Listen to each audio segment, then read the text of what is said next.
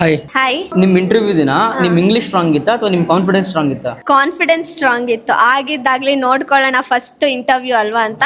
For god sake ನನಗೆ first interview ಅಲ್ಲೇ place ಆಯ್ತು. Lottery. ಎಸ್.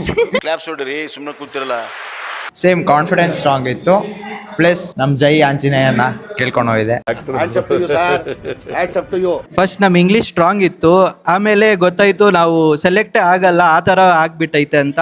ಆಮೇಲೆ ಕಾನ್ಫಿಡೆನ್ಸ್ ಅಲ್ವಾ ಮಾಡ್ಕೊಂಡೆ, ಓಕೆ ಇವಾಗ ಮಾಡಲೇಬೇಕು, ಆಗಲ್ಲ ಹೇಳ್ತವ್ರೆ, ಟ್ರೈ ಮಾಡೋಣ, ನಾವು ಬೆಸ್ಟ್ ಕೊಡೋಣ ಅಂತ ಮಾಡಿದೆ. ನನಗೆ ಕಾನ್ಫಿಡೆನ್ಸ್ ಕಮ್ಮಿ ಇತ್ತು. ಅಲ್ಲಿ ಇಂಟರ್ವ್ಯೂ ಹೋದಾಗ ಇಂಟರ್ವ್ಯೂವರು ಕಾನ್ಫಿಡೆನ್ಸ್ ಬರ್ಸಿದ್ರು.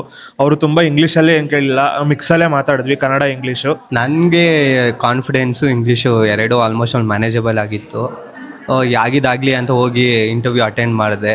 ಸೊ ಇಂಟರ್ವ್ಯೂರನ್ನು ಫ್ರೆಂಡ್ಲಿ ಆಗಿತ್ತು ನನ್ನ ಜೊತೆ, ಸೊ ಮ್ಯಾನೇಜ್ ಆಯಿತು. ಎರಡು 50-50% ಇತ್ತು ಬ್ರೋ, ಕಾನ್ಫಿಡೆನ್ಸು ಇಂಗ್ಲೀಷು. ಇಂಟರ್ವ್ಯೂ ರೂಮ್ಗೆ ಹೋದ್ಮೇಲೆ ಒಂದು ಸ್ವಲ್ಪ ಇನ್ನೂ ಜಾಸ್ತಿ ಆಯಿತು, ಒಂದು 75 ಆಯಿತು. ಯಾವ ರೀಸನ್ಗೆ ಜಾಸ್ತಿ ಆಯ್ತು ಬ್ರೋ? ಅಂದರೆ ಅವ್ರು ನಮಗೆ ನೀವೇನು ಹೆದರ್ಕೋಬೇಡಿ, ನಿಮ್ಮದು ಫಸ್ಟ್ ಇಂಟರ್ವ್ಯೂ ಇರುತ್ತೆ, ಅಂದರೆ ಆರಾಮಾಗಿ ಹೇಳಿ, ನಿಮ್ಗೇನು ಗೊತ್ತೋ ಎಲ್ಲ ಹೇಳಿ, ಆ ಥರ ಹೇಳಿದ್ರು. ಸೊ ಅವ್ರು ನಮಗೆ ಕಂಫರ್ಟಬಲ್ ಫೀಲ್ ಮಾಡಿಸಿದ್ರು. ಸೊ ಇಂಟರ್ವ್ಯೂ ಹೇಳಕ್ಕೆ ಈಸಿ ಆಯಿತು.